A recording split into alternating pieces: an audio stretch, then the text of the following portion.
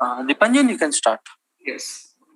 So welcome everybody for the last lecture of the series and last day of the summer school for the week, because tomorrow is an off day because of the Eid. I have noted some of the questions from you in the Google form. I guess after today's lecture you'll have some more. If I am not able to answer some of these questions, I will put up a clarification on the course website later on. So today we will discuss some of the basic processes. Of course, radiative transfer is a vast subject and we cannot cover all things. Idea is not to be comprehensive, but to give you a flavor of what are the processes involved, what is the physical interpretation of the various processes, and how do we actually can infer the radiation, the intensity that is coming at one place. So in the first few lectures, what I had developed was a framework by which you can solve something called the radiative transfer equation. That is, if you have the knowledge about the intensity at a given point in space, and then you want to find out how this intensity, as it is traversing other regions, is changing and finally coming towards you, or finally reaching a final point, you can do that by solving the radiative transfer equation. Now, we also briefly discussed about some of the basics about, say, radiation from charges, etc.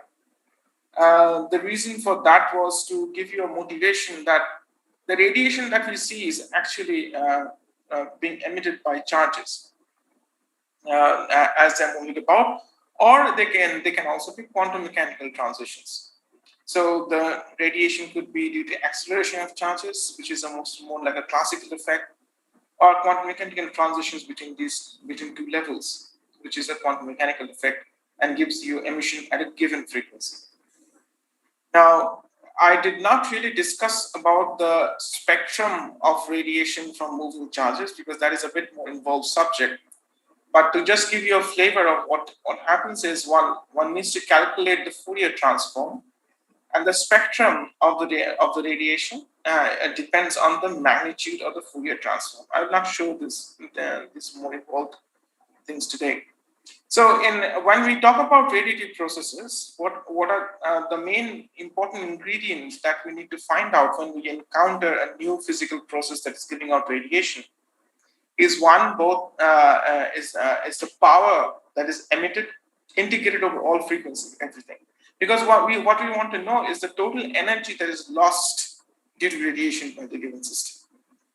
So that gives you a handle on the energetics of the system.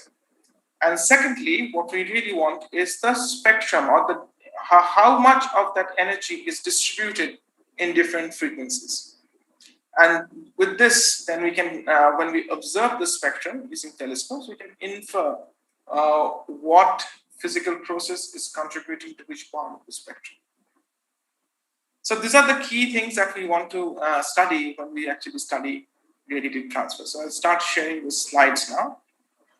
Just one clarification. I mentioned something wrong yesterday. We realized later. It was flagged to me as well by one of our resource personnel, Prakash, which is the slide on the moving charges. So in this example, while replying to someone, I had mentioned that the charge is moving from right to left. That was incorrect. The charge is moving from left going towards the right. So at some point, the charge had started to decelerate, and at x equals to 0, it comes to a stop. So that's why from x equals to 0, you have these radial lines going outwards. The point x equals to 1 is the location of the charge that the charge would have attained had it not been decelerated. So these field lines actually always point to the instantaneous location of the charge. Okay. And this you can find out simply by following. So when I share the notes, you'll find this better. So if you just follow, this is if suppose a charge is moving along this direction. This is the retarded length. So r minus beta, this vector quantity is actually proportional to the small r, which is the vector pointing from the instantaneous location of the charge to the point of observation. So the field outside is already just pointing to the instantaneous location of the charge, what it would have reached had it not decelerated. But the charge has decelerated, so that is why there is this small transition region, which is the electromagnetic radiation that is actually traversing out. So note the fact that the electric fields always point towards the instantaneous location of the charge, and the point x1 is the virtual location of the charge had it not been decelerated. So that was a mistake that I wrongly stated earlier. Okay, so since we are on the slide, let us briefly go through what we did in the last few slides, because it was a bit rushed. What we learned about was the derivation of the Larmor's formula, or the derivation of the distribution of power in different solid angles. And we did this by calculating the Poynting flux and relating that to by using the expression of the electric field of the radiation component of the time-dependent retardant fields. And we found that the power distribution follows this dipole relation, which is sine squared theta, or dipole nature, where the power is zero when viewed along the line of acceleration, and power is maximum when viewed perpendicular to the line of acceleration. Then we learned a bit about relativistic transformations, and I'll show you today a direct application of this.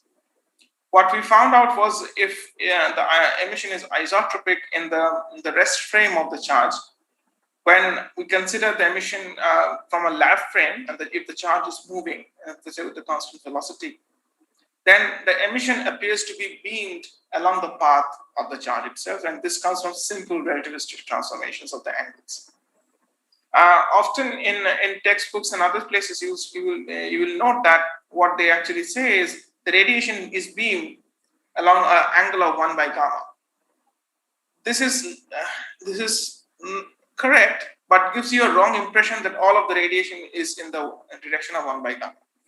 What is actually in the direction of 1 by gamma is the vectors, or is the radiation that is between plus and minus pi by 2 in the rest frame of the charge. So half of that radiation is beamed along the direction of 1 by gamma.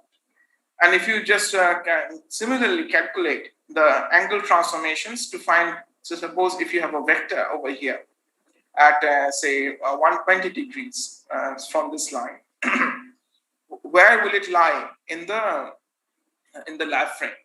You'll find all these vectors here lie very close to these blue lines that I have highlighted out. So that also very interestingly, you'll find that if you take the emission that is emitted in the opposite direction, that actually remains. But if you calculate, this is just one ray.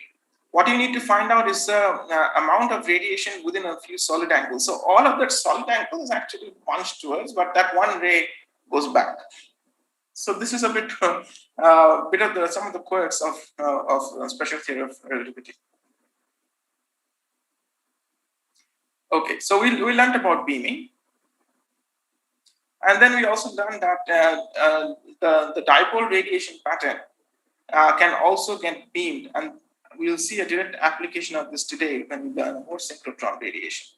So if the dipole radiation is being formed in this way, and the particle is moving perpendicular to the acceleration vector, so that gets beamed along the direction of motion of the particle. So then let us see how we can apply what we have learned to understand some basic principles of emission. So the first topic that we'll learn today is about synchrotron emission, or motion of highly relativistic charges in magnetic fields. Now, we all know that in a non-relativistic system, I'm sure you all have learned this, that when a charge is given some velocity perpendicular to the magnetic field, it actually makes an oscillatory motion, or not oscillatory motion, a circular motion about the magnetic field. And if it has some component of the vector that is along the magnetic field or parallel to the magnetic field, it makes a helical motion. So it moves in circles in a plane and also moves forward, and the total path is a helix. Similar thing happens also for relativistic charges, charges moving at relativistic speeds. So we can similarly write the equations of motion of a charge in relativistic fields, and I have not shown here, but the energy there is no energy lost just from the motion of the charge. Energy is lost due to radiation, but we neglect that here for now. So the gamma comes out, and you will find that the motion of the charge can be equally represented in an equation like this, which is the Lorentz force V cross B, and this is the momentum. So the velocity parallel to the magnetic field is 0. The component is 0. That's why there's no acceleration here as well. And then we have an acceleration vector perpendicular to the direction of the magnetic field. So the magnetic field is here. The charge is moving in a plane perpendicular to the magnetic field. So the velocity direction is also, as we all know from the studies of centrifugal motion, or centripetal acceleration, it is perpendicular to the path of the circle and also to the magnetic field. So we can then find. So this itself gives you the acceleration vector. Now, as we know from the Larmor formula, we can relate directly the emission to the acceleration vector, or the magnitude of the acceleration vector. If I go back to my Larmor formula, this is non-relativistic systems. In relativistic systems, you take the Larmor formula in the rest frame and make some relativistic transformations to write it in a covariant form. And then when you recast this in the lab frame, you will find that there are other components of the acceleration vector that starts to contribute. For example, I have given the expressions here, that this is the power received, dp omega. You can see that there are other factors which, so we have this perpendicular component of acceleration, but the parallel and perpendicular components of acceleration transform differently under special relativity. All these are derived in standard textbooks, but we don't have time to go through the detailed derivation here. So you have to take my word for it for now. So this is how the power looks for a relativistically moving charge. And similarly, you can find other uses of this. So similarly, what we find is if we can identify the acceleration of the charge, which is just the centripetal acceleration, then we can just plug that into the total power formula of the Larmor relation. Now, before that, just to give you some insight into this helical motion. This is actually very standard for in that you have studied in electrodynamics, where you learn about motion of charges in magnetic fields. And the principles are similar. So here too, you have something called the Larmor frequency, which is the frequency with which the charge is moving, which you can find by solving these equations directly. And the radius at which this charge is moving will be called the Larmor radius. The relativistic generalization of the special relativistic generalization of this is given here, which is the charge times magnetic field divided by gamma mc, and similar expression for the Larmor radius for the relativistic invariance. Okay, so this is just to information. So what we will actually require later on is the expression of the Larmor frequency. Okay. So what you can find is since we have identified the acceleration of this charge, we can directly substitute it here and find sorry, what is the total acceleration here. So the parallel component is 0 because there is no acceleration along the magnetic field or along the direction of motion, and the direction of motion is just in a circle. So there is no acceleration moving vector along the direction of the particle itself. So it's just a perpendicular component, and substituting here we get the total expression. So this R naught square is called the classical electron radius, is E square by mc. Let me just check this. Give me 1 second.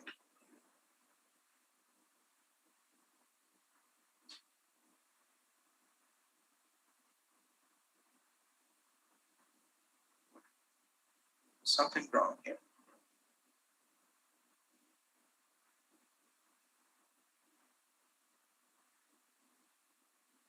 Yes.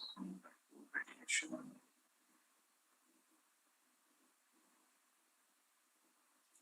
Yeah, it's E square by mc square. I thought I had written this here, but it was in a different slide for a different lecture notes.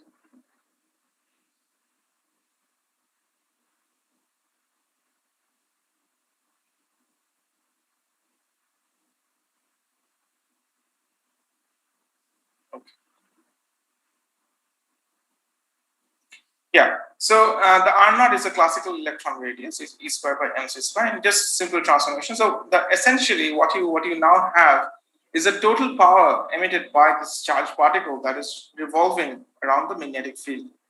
And there are a few components, few terms to note here. Firstly, the total power is proportional to the square of the Lorentz factor. It is also proportional to the square of the magnetic field, and proportional to the square of the particle velocity, but the particles are moving so fast that this can be taken to be just the speed of light. So the important thing are, and this is just a constant, so important thing are P is proportional to gamma square B square, and this is very fundamental.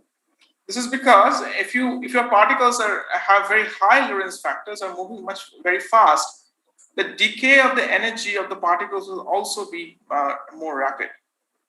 So, for example, let's say that if you have one electron with a Lorentz factor of 100, these are typical values of Lorentz factors of these electrons that we actually consider. And this is not bulk velocity of 100. So these are electrons that are moving randomly around the magnetic field, but they have been accelerated to such a large velocity that Santosh or Sagar, if you are here, can you check if my slides are changing?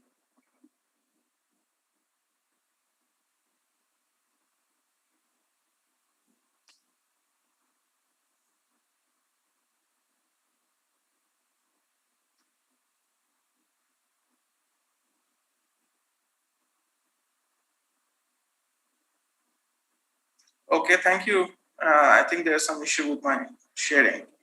So I'll unshare and close some of the other applications.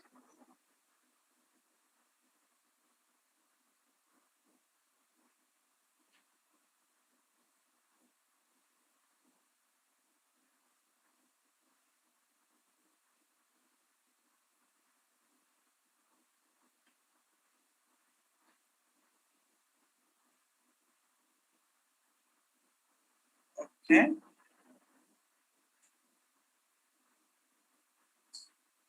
I guess it is changing now, right? Yeah. Okay.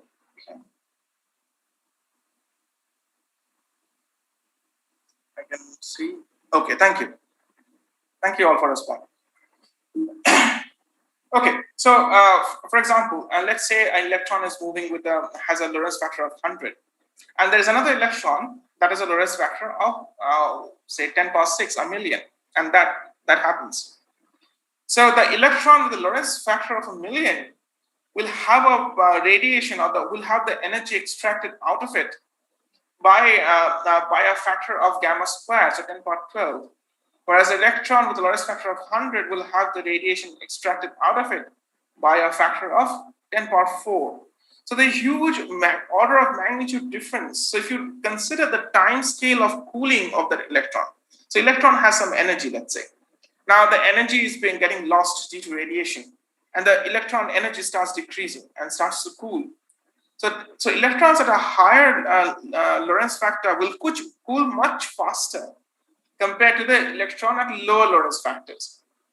And this completely messes up the spectrum. So suppose if you have an initial spectrum or say a momentum distribution of the electrons or the energy space distribution of the electrons, which you usually take as a power law, as I'll tell you later on. So the initial power law, the higher energies start decaying much faster. So if all are decaying at the same time, the power law would change but keep its shape. But then the higher energies decay faster and it becomes like this. So it's quite interesting, all these things. That these are the things that we use to identify ages of astrophysical sources. So what we do is we take the spectrum, find a break in the spectrum where the higher energies have decayed much faster and lower energies have not. And this decay rate, then we can compute and calculate to estimate the age of astrophysical sources. This is just information to give you the idea that the fact that P is proportional to gamma squared as well as magnetic field squared, these are very important. Now, again, trying to understand how we can relate this to some more fundamental quantities. So, as I showed you, if suppose the electron, there's a dependence of the B perpendicular here. Now, the electron can make an angle with respect to the magnetic field. So, B perpendicular is just or beta perpendicular is just a beta sine alpha. Alpha being the angle the electron makes with the magnetic field. So, the total, emission or the power radiated by that particular electron will have a sine square alpha dependence. But if you have an isotropic distribution of electrons, you will have electrons pointing at different angles at different locations. So the total power is will be an average over all the angles. So again, the angle is just averaged out, and we integrate over all solid angles and divide by 4 pi. You get some factors here like 2/3, etc., which comes out of the standard integrals. And then you have this beta square. So as I said, we can sort of neglect the beta, but there is a different way of understanding this expression of the power. So we can we know or we can sort of find out later on when we actually study fluid dynamics, which will be taught to you later on next week, that the energy density of magnetic field can be expressed as B squared by 8 pi. So this you can identify by writing the full equation, energy equations of fluid dynamics with magnetic fields. And this is the energy term of the magnetic field that is contributed to the energy equation.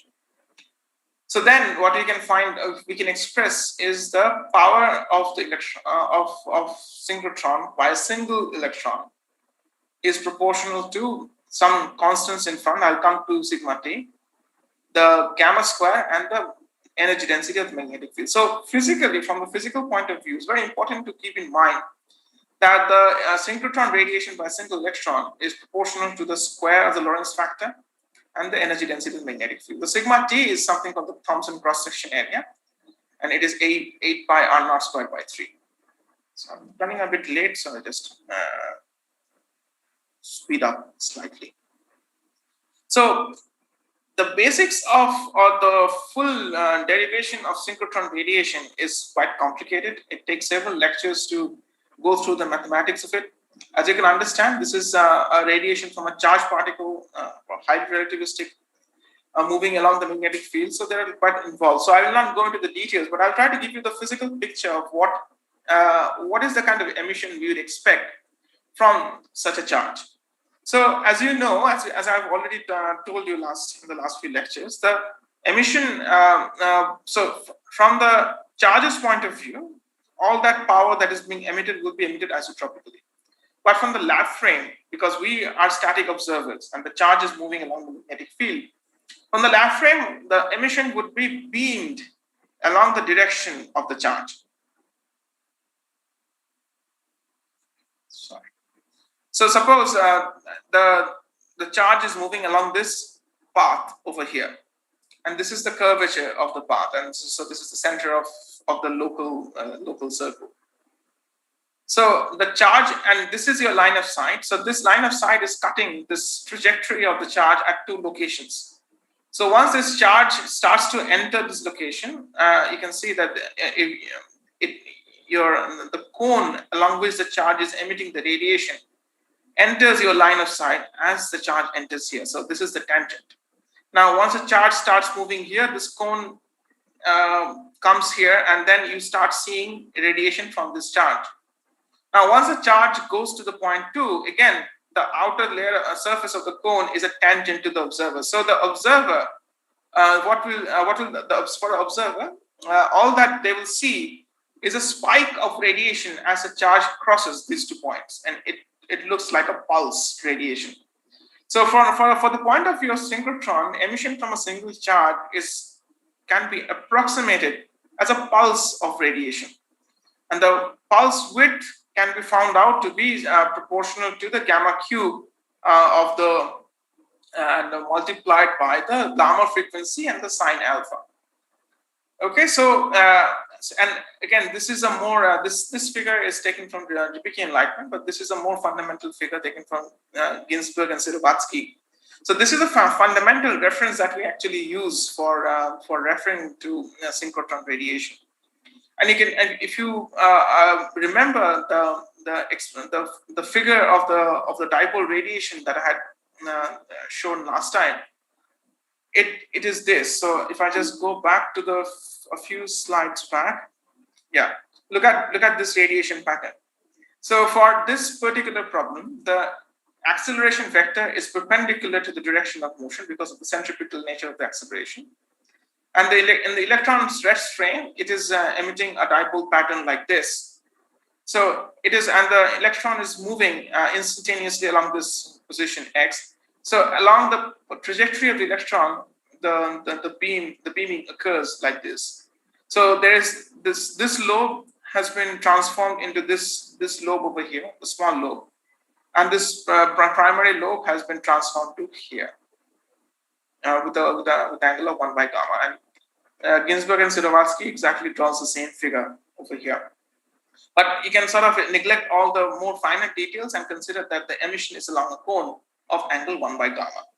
So what one can show is if you have a pulsed radiation like this, it is always characterized by a critical frequency which corresponds to this width, which is proportional to the width of this of the pulse.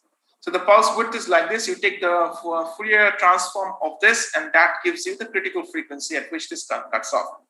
So what is the significance of critical frequency? So the emission becomes strongly decayed after the critical frequency, which you can immediately see because of this nature of the time variation of the pulse and the Fourier transform that this will give you. So this critical frequency is a fundamental quantity. Thanks, Vasudev. Please keep your questions. I'll come back to you later.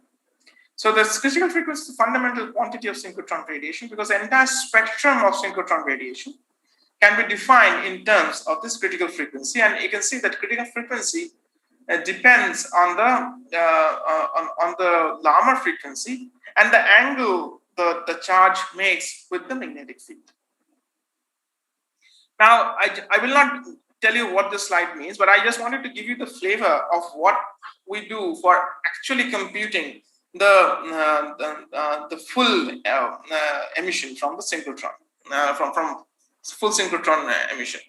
So what we have to do then is we have to find the actual trajectory of a particle, say this.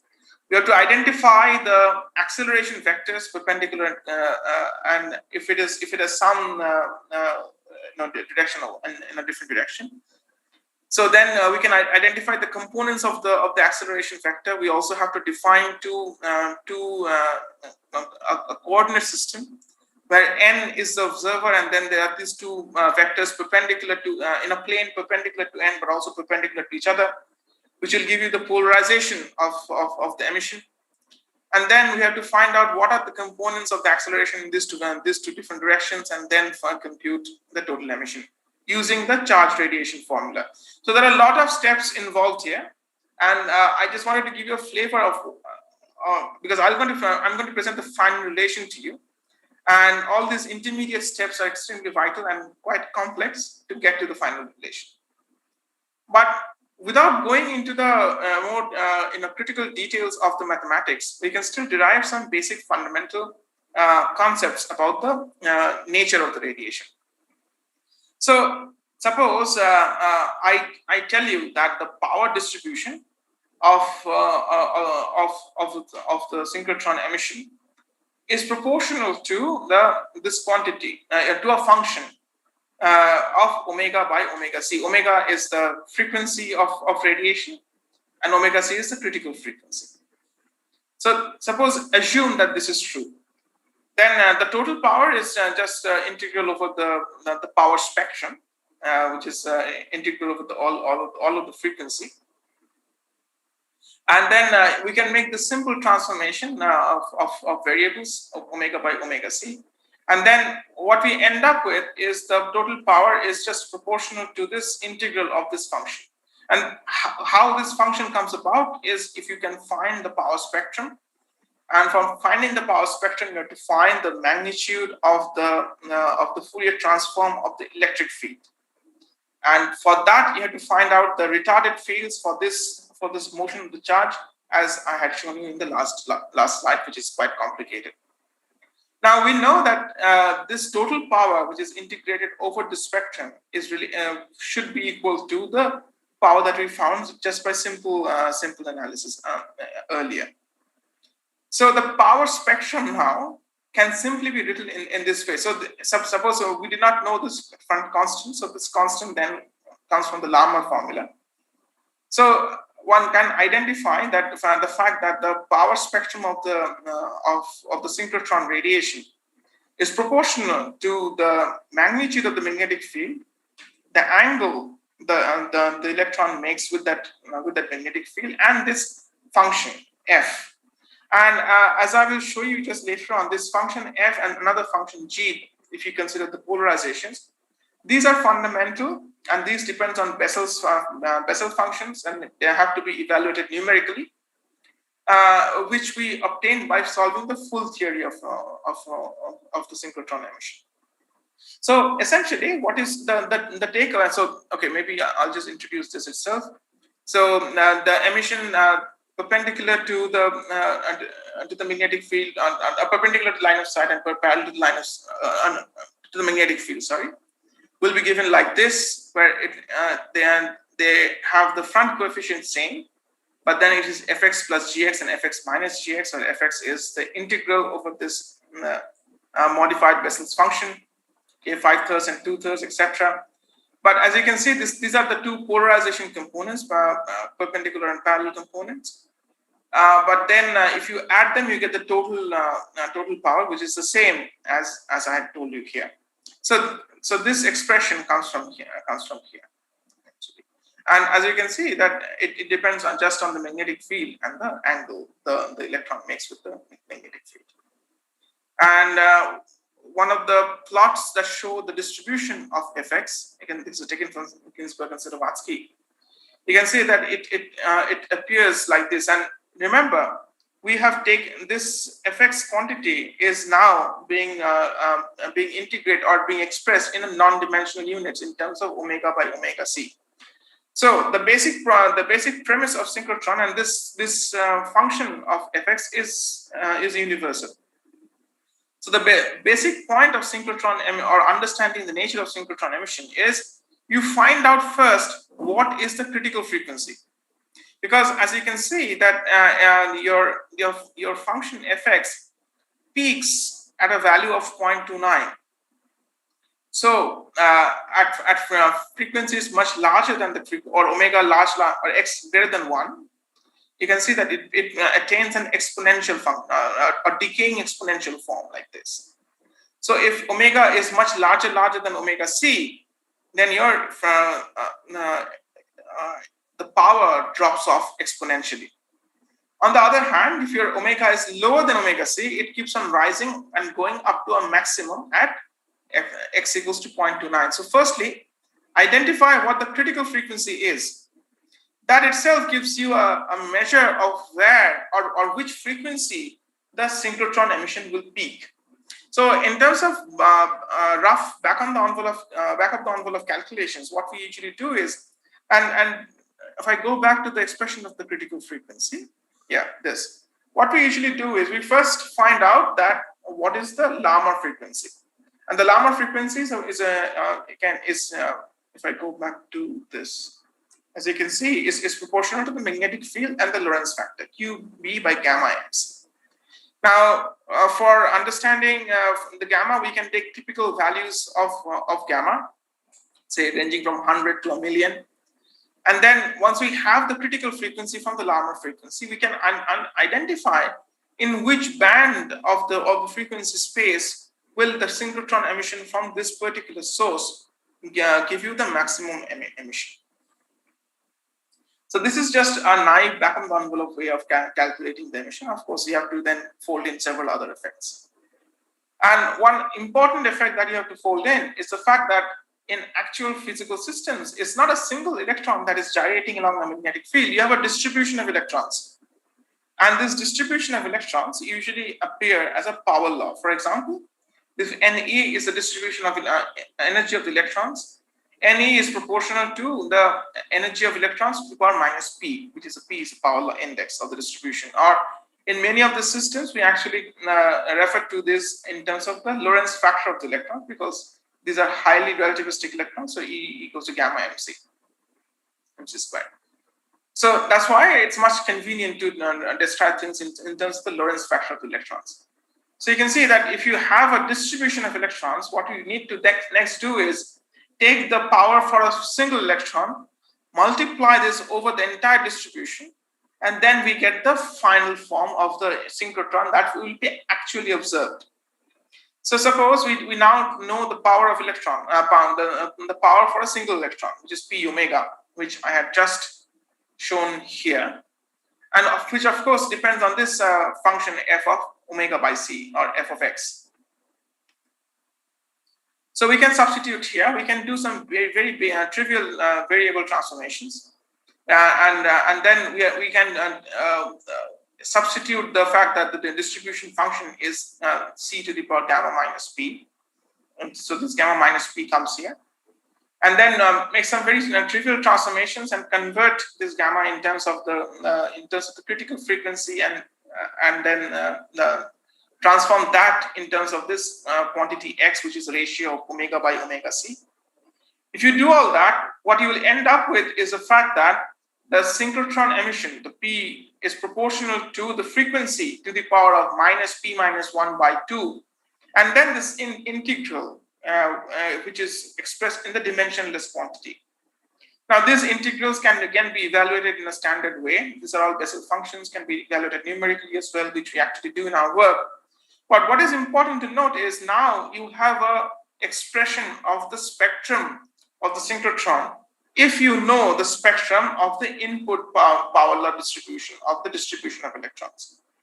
So what is important to note is if your electron distribution has a value of minus P, your synchrotron power will also be a power law with a slope of P minus of P minus 1 by 2.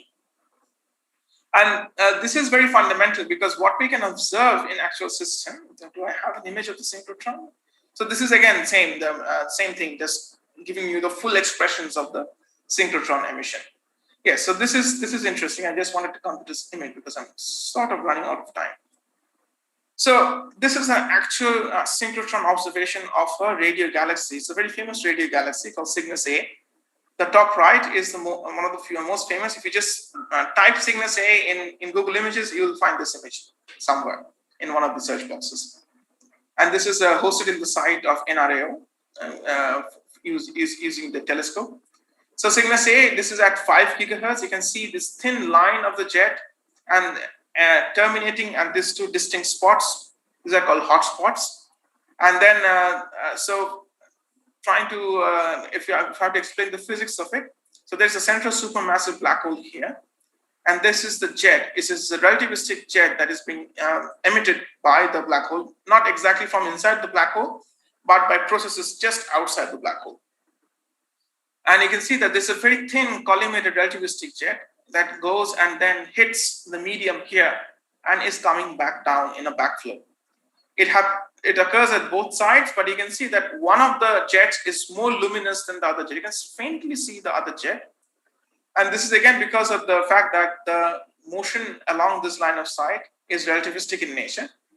So when you observe emission from relativistically moving system, there is something also called the relativistic Doppler boosting. So the intensity, when you transform from the rest frame to the lab frame, there are some relativistic transformation that boosts the intensity with some factors of gamma or Lorentz factors for motion towards the observer, and for motion away from the observer, it deboosts the emission. So it decreases the emission. That's why you cannot see the jet very clearly. So this is the emission of the synchrotron, and this is a more latest image of this in 2016. You can see that what we actually do is find out the spectrum of this source. And as you can see, so forget the spectrum at the lower frequencies, just look at the spectrum at the higher frequencies. You can see that this is clearly a power law. And if you can find that what is the slope of this power law, we can use,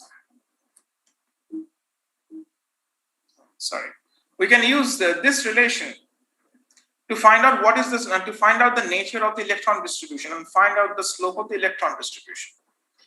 What we also find out is the variation of the spectral index. So the variation of this index, you can see that people have observed the index here, which is minus 0.5, whereas the index here at this regions is much steeper, minus 3. And the reason is these are older plasma. So these have had much more time to cool down. And so the radiation has faded, because as you remember, the radiation, the energy losses due to synchrotron is proportional to gamma square and the magnetic field. So these are the kind of things that people do while actually studying the effects of synchrotron. And as you can see, there's also a turnover in the spectrum. The reason for this turnover is because there is some absorption processes at play, or maybe the electron spectrum itself has a turnover. So as you know, what we have used is the fact that the electron spectrum, or the distribution of electrons, is in a form of a power law, ranging between a lower energy and an upper energy. But the thing at the lower energy, if it is not exactly a power law at the lower energies, right, there is some noise that is coming.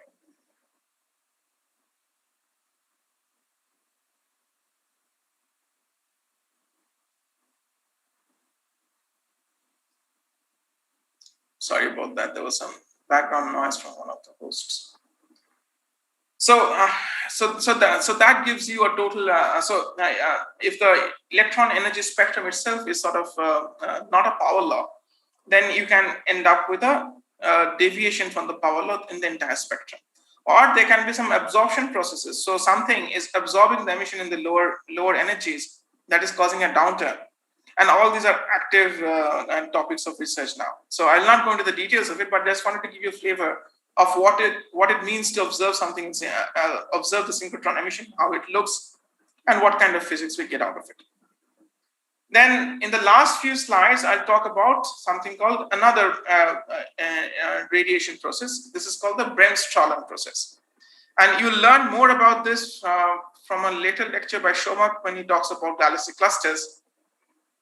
So this emission process occurs when you have due to interaction between two charges. So let's say you have an ion here with a heavier ion, and the electron is passing by. And then as the electron enters comes closer to this ion, its path will be slightly deflected because it's starting to interact with this ion, or the electric field of the ion. So there will be minor change in the trajectory of the electron, the velocity of the electron, and this also results in some sort of acceleration. And of course, this will then give you some emission.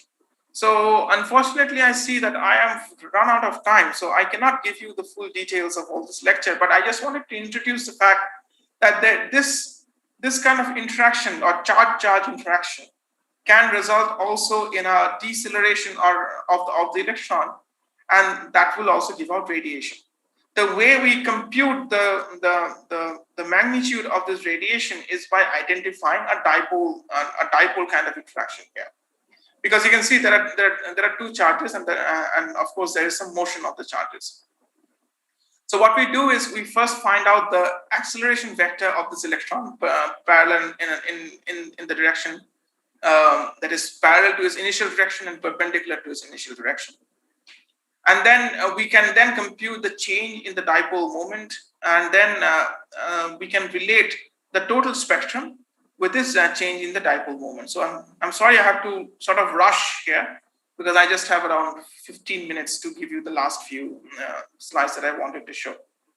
So, but essentially all of this can be found in textbooks, and I wanted to sort of motivate the fact that Bremsstrahlung emission occurs due to charge-charge interaction.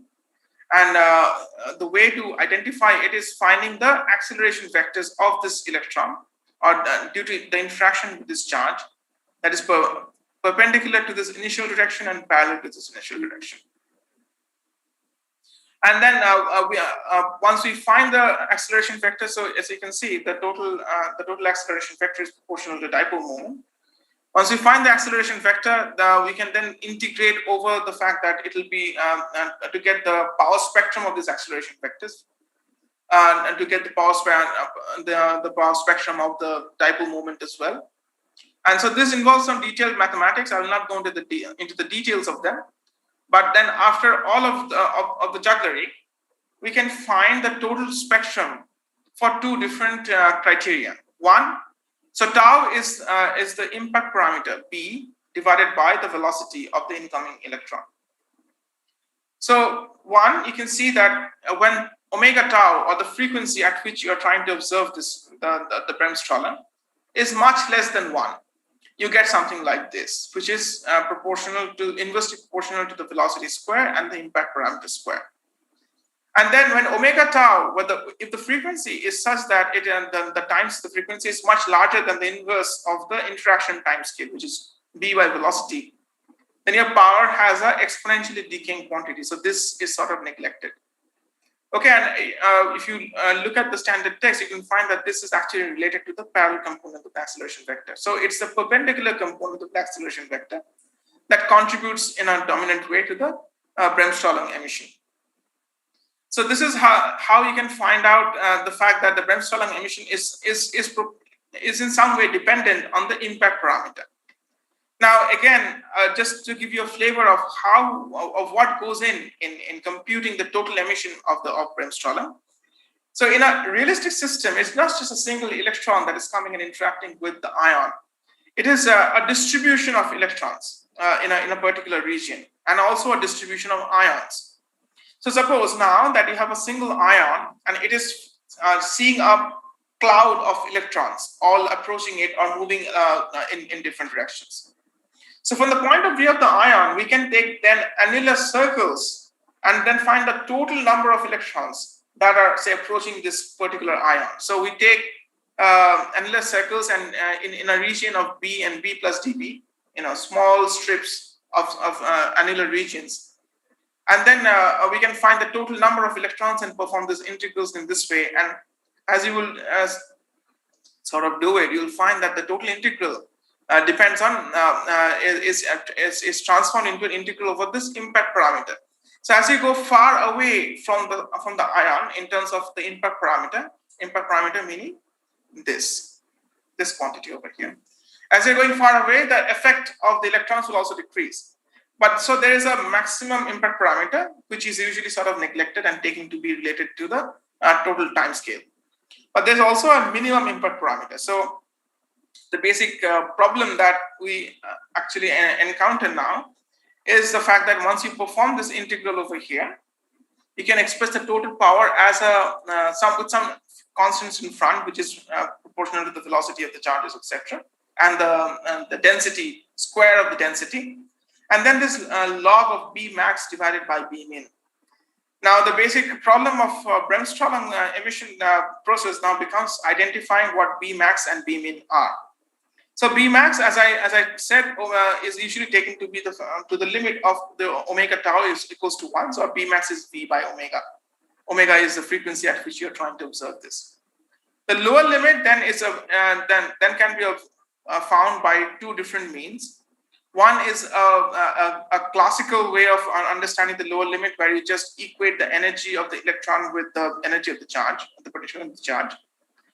Another way is using the quantum mechanical description, where you use the uncertainty principle and then find some limit. So delta x, delta p is proportional to h cut, or the Planck's constant. So delta p is a mass mv, and the delta x is the minimum impact parameter. So in this way, there are various ways. So I'm not going to the details of it. I know this is getting a bit rushed, but I just wanted to show you that these are the fundamental ways that we use to characterize the system. But what is important here to note is that total power emitted, or the spectrum, is proportional to the square of the density. So, and also this kind of a Bremsstrahlung emission usually occurs in ionized thermal medium. So I had a figure for you. So this is the example of a Coma cluster. Cluster is clusters of galaxies in a dark matter potential, and all this dark matter potential is quite deep, so it also holds a lot of gas. But since the gas interacts with this galaxy and also is moving about, its temperature is quite high. So this is, and since because of the high temperature, all of the gas inside this cluster of galaxies starts getting ionized. And since it is ionized, they have a lot of interaction between the electrons in this ionized gas as well as the ions in the ionized gas. And this gives out the Bremsstrahlung emission. So I'm sorry that this was a bit rushed, but I just wanted to give you the basic flavor of the fact that Bremsstrahlung emission occurs due to interaction of electrons and ions in a charge.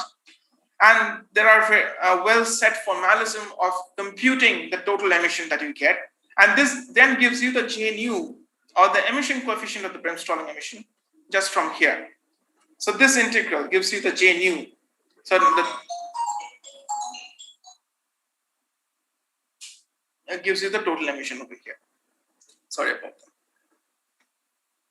Okay, so the last 5 minutes, maybe, I'll talk about scattering. So in the major basic emission processes that usually one encounters in astrophysical systems are either synchrotron emission due to relativistic motions of charge. Then there is a Bremsstrahlung emission, which is charge-charge interaction.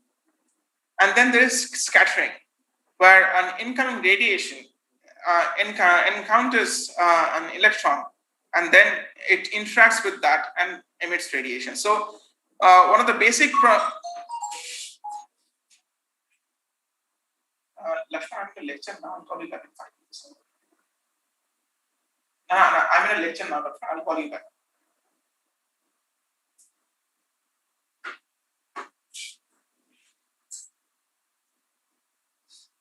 Sorry about that. So the first is something called the Thomson scattering. So Thomson scattering is usually considered for non-relativistic. So I just wanted to introduce this concept of Thomson scattering to you. Of course, the detailed mathematical derivation is not possible now in this short time.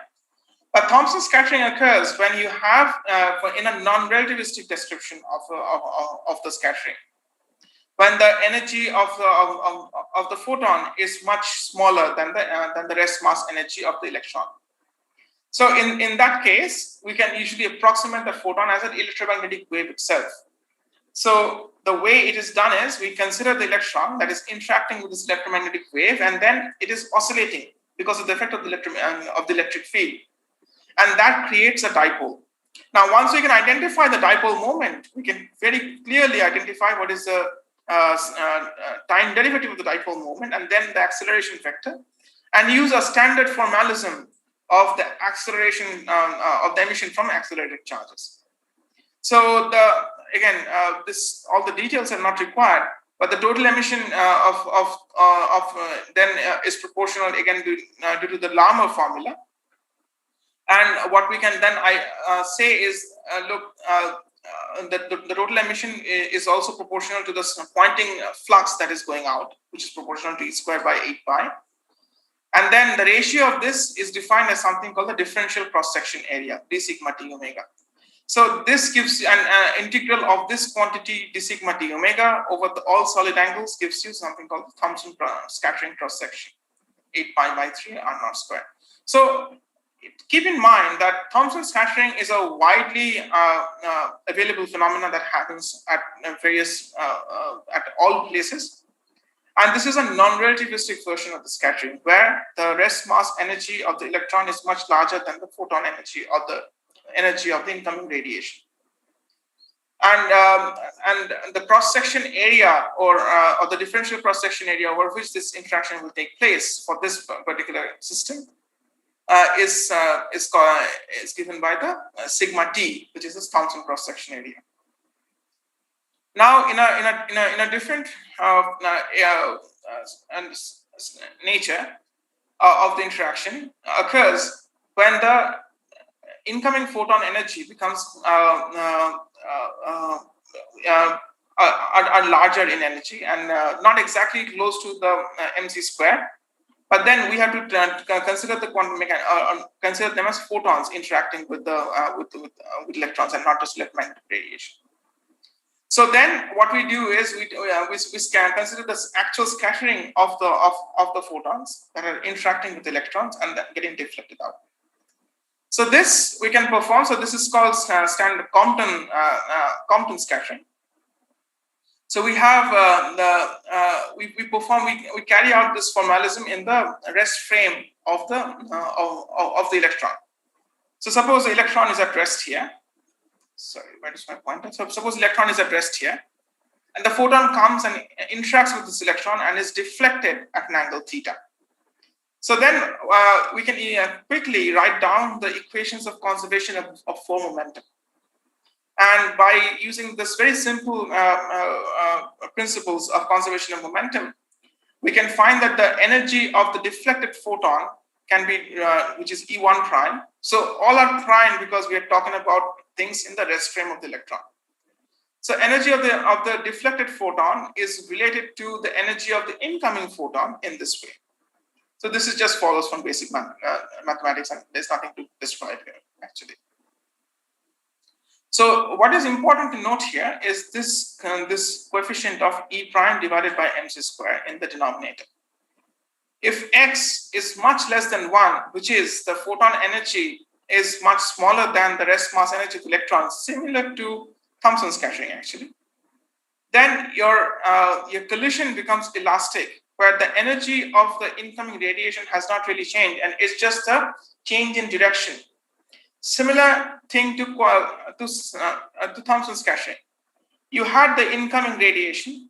The radiation's frequency did not change. It's just that the radiation was redirected in a different orientation. So the incoming radiation was distributed differently according to this differential scattering cross section. So similarly, the photon comes and interacts with this. And then for the scenario where the energy is much smaller than the rest mass energy of the electron, you have something called the elastic scattering. Now transform this into the lab frame, and then things start becoming interesting. So firstly, I must note here that Thomson scattering is only valid for a case where the electron's velocity is non-relativistic. But Compton scattering becomes more is a more generalized way of talking about the scattering process, but is mostly applied in cases where the electron's velocity is no longer non-relativistic and is moving close to the speed of light.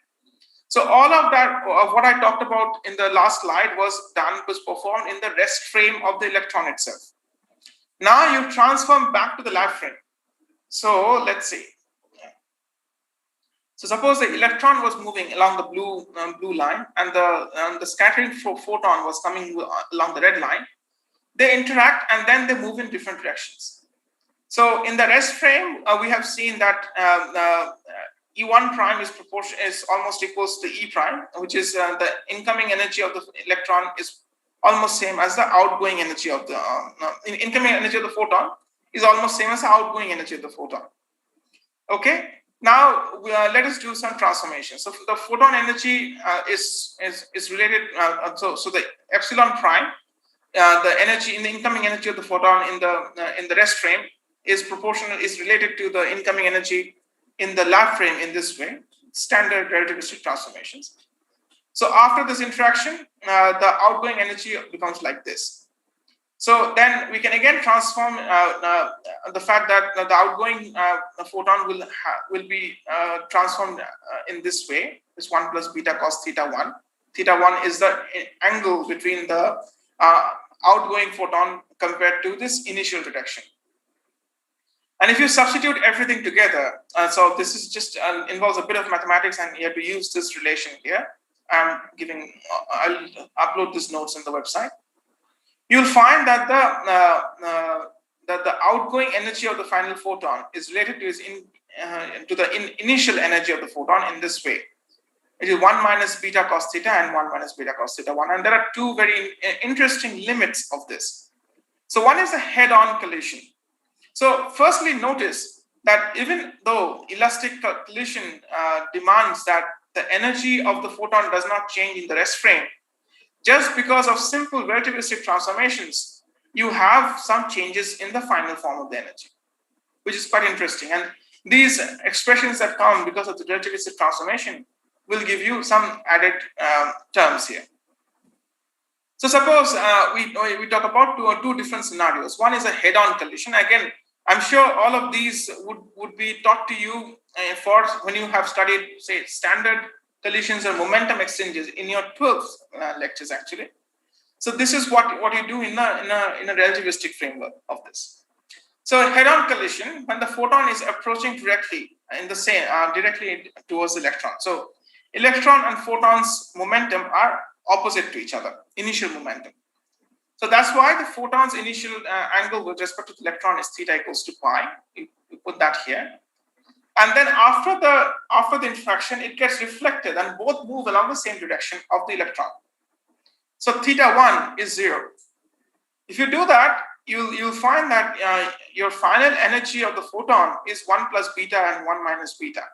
And 1 minus beta, you can, after some, for a high Lorentz factors, you can write it as 1 by 2 gamma squared.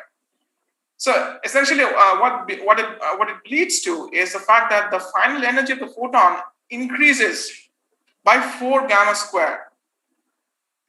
And this is very interesting because now if the electron is ultra-relativistic or moving at very fast speeds, the photon's energy is boosted by a square of the Lorentz factor. So the electron is moving it with Lorentz factor of 10. The photon gains 2 orders of magnitude in energy compared to its initial energy. So the photon's energy increases because of this interaction. And then there is a tail-on collision where the photon approaches from behind and interacts with the electron and then goes back in the other direction. In this case, the photon's energy decreases. So that is epsilon by 4 by gamma squared. So this kind of there are a lot more details involved here. I have run out of time and I will not be able to continue now. I just have one last slide on the component scattering. So this kind of interaction is very important in astrophysics, especially when you have a seed photon from a system that is low and that is at low energies, and then it interacts with a cloud of electrons that are at highly energetic, moving at relativistic speeds. All these seed photons can then be upscattered, as we say, to higher energies. And this is very important. And so another example is something called the Sunyaev-Zeldovich effect, which I will not talk about here. But a very simple example of this is what happens to the emission from an accretion disk around the black hole or any other system, mostly on the black hole. So the accretion disk is usually defined by a thermal black body radiation. Okay, so the emission that is coming out from the accretion disk is mostly thermal black body. But then outside this accretion disk, surrounding the entire region of the black hole as an atmosphere, you have a region of very hot gas with highly energetic electrons. So all of this emission that is called thermal emission or soft photons or low energy photons coming from the accretion disk will pass through this cloud of electrons. As they are passing through this cloud of electrons, they are upscattered to high energies. So the final energy that one would see is a mixture of the accretion disk emission or the thermal emission, as well as upscattered photons that have interacted with the system.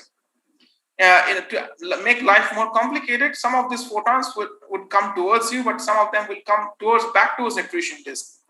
They would be reflected by the accretion disk, and then again the spectrum changes. So that is called the reflection spectrum. not really relevant for the study, but I just wanted to give you the flavor of what actually one sees in the system. So broadly, I think we covered quite a bit, vast amount of topics. I'm sorry that some of this was a bit rushed, but I hope I gave you a brief flavor of the different kinds of radiative processes that occurs in astrophysics, the differences between the nature of the radiation mechanism. One, it can be relativistic, it can be non-relativistic, and depending on these different circumstances, we have different ways of calculating the emission process. But no matter what the emission process, once you can identify the emission coefficient JNU, which for synchrotron would be something else, Bremsstrahlung something else, and the Thomson scattering would be something else, you can then simply do the radiative transfer to get the final radiation. So I'll stop my lecture here. Thank you for listening. I'll take questions for the next 10 minutes. And since I am gone beyond my time, I may not be able to take all the questions. You can write down your questions in the Google form, and I'll come back to them when I have a chance. So first question, Yuvraj, please unmute yourself.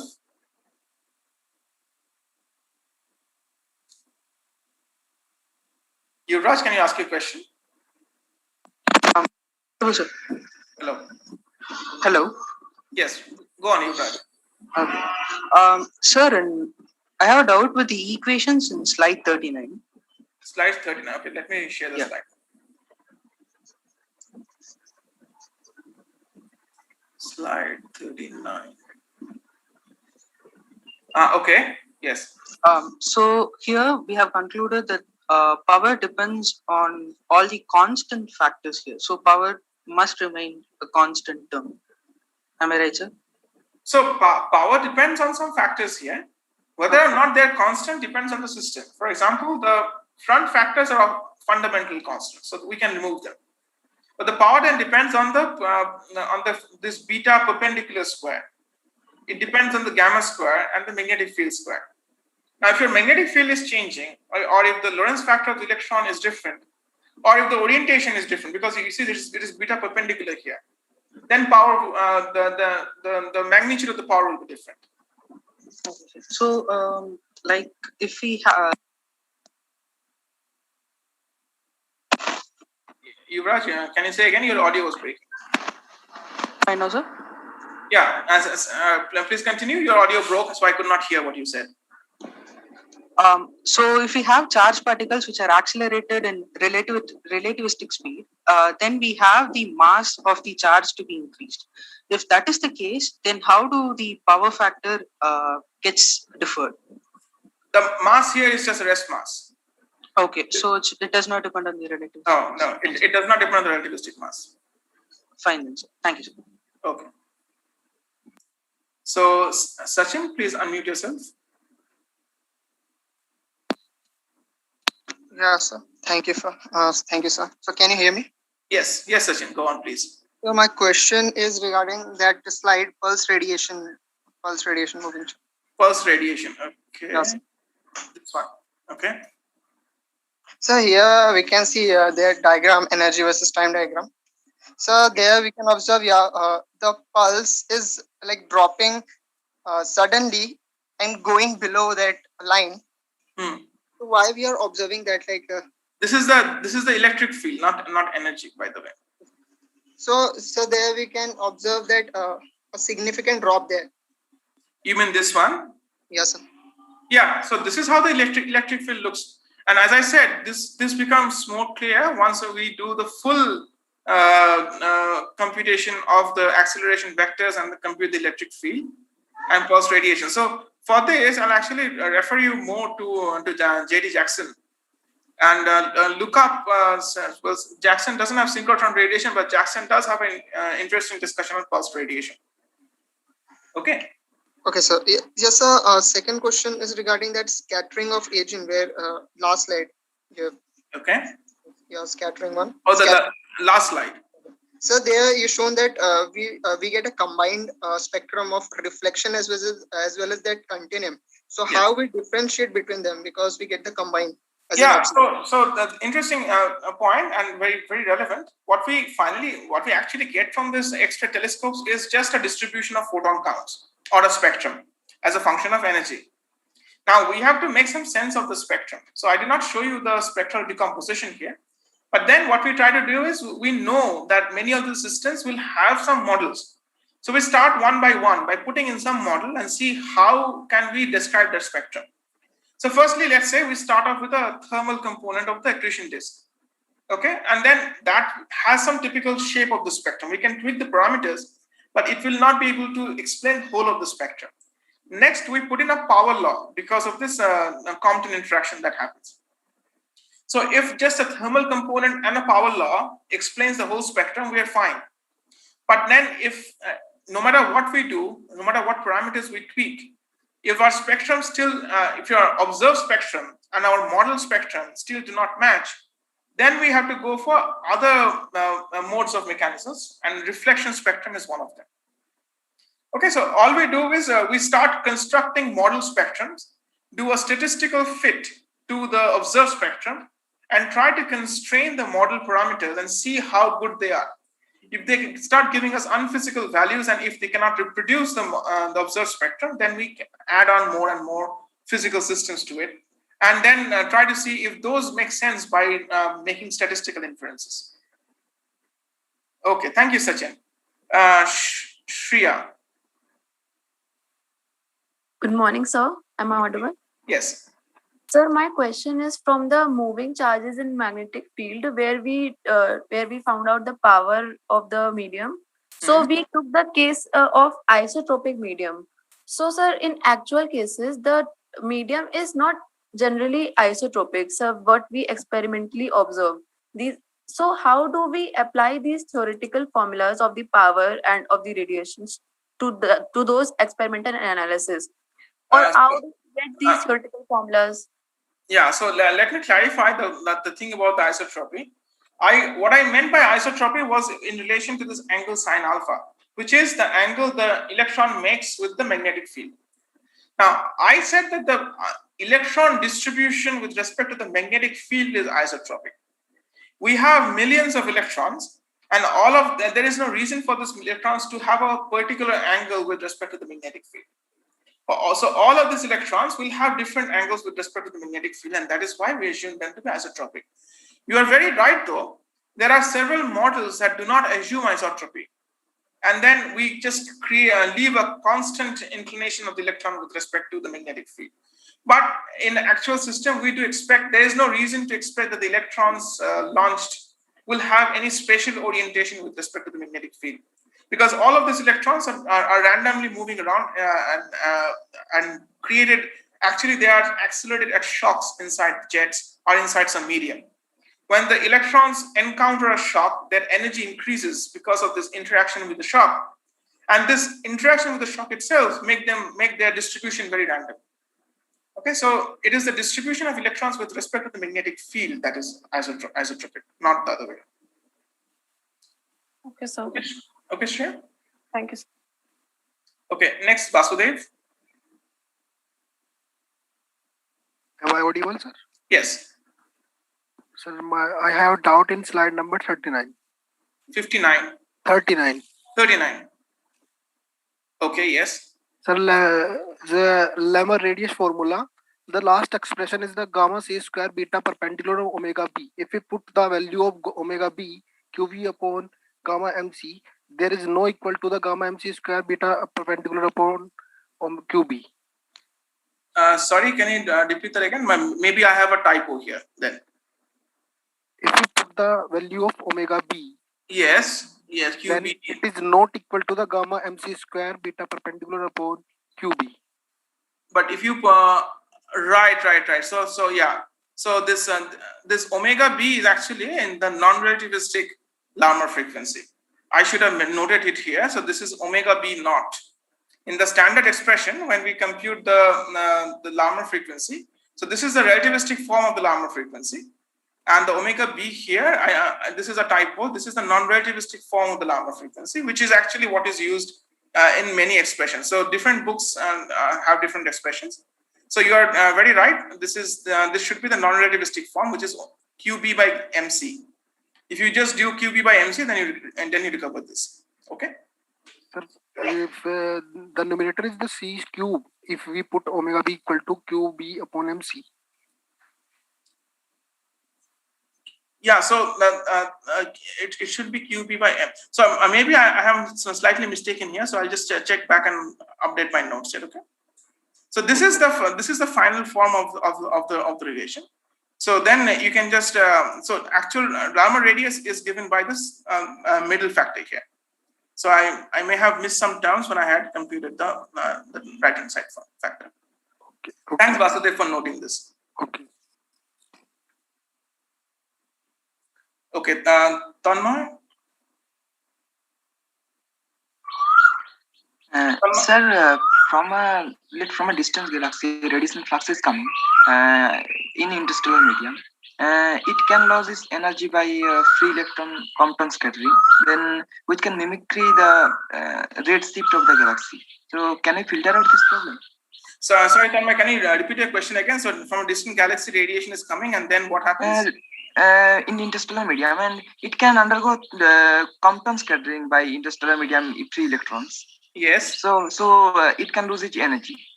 It can lose its energy, or it can gain its energy. It can be both ways. Depends on on the. Okay. It has a broad shift, range of energy shift. Yes. So how can I filter out this problem? Oh yes, this kind of things are actually considered, but depends on whether you have what is the distribution of free electrons in the intervening medium. So usually when we do a talk of Compton scattering, we usually consider this for high energy photons. So this kind of Compton interaction then becomes more relevant for regions where the electron distribution is very hot and has very high temperatures. And the electron distribution in, say, the interstellar medium of a galaxy is not expected to be that high or even that dense for the thing to be scattered. So we do not really consider the Compton scattering or the scattering of the photons that are coming inside the electron distribution, but these kind of things are relevant when modeling, say, profiles of emission that are coming from extragalactic sources. One particular example is the width of emission from pulsars, and this is called the DM measurements, where we have to calculate what is the total scattering that happens along the path of the ray. So, but not for Compton scattering. So, Ayush, maybe the last. Hello, sir. Yes. Sir, I have some questions. One is from this Larmor hypothesis. What is this beta here? What is a beta? Beta is a velocity of the electron divided by speed of light. Okay. And one is from the Compton scattering. When you showed us, there was two frames, like one is the rest frame and then there was the lab frame. So, yes. Yeah, as we can see that the diagram, that the electron and the photon are coming and they are colliding with each other, and then they are continuing moving on their same path they were proceeding before. So how is it possible? Because in actual collision, even if it is a non-relativistic case, the path of both of the particles changes, even by a bit fraction. Yeah. So again, these are for the cases where the photon energy is much smaller than the rest mass energy of the electron. Okay, so then this kind of scattering becomes relevant only in those kind of cases. I did not discuss the case where the photon energy becomes comparable to the electron rest mass energy. So those requires quantum mechanical treatment, and the cross section, for example, even for this, the cross section that we use is still the Thomson scattering cross section. But for them, that is something we use the Klein-Nishina cross section, which comes out of quantum electrodynamics calculations. So in the approximation that the incident energy of the photon is much smaller than the rest mass of the electron, the photon cannot really push the electron too much or change its trajectory. That is assumption. And there was some last question from the last slide, I think, which you have already answered.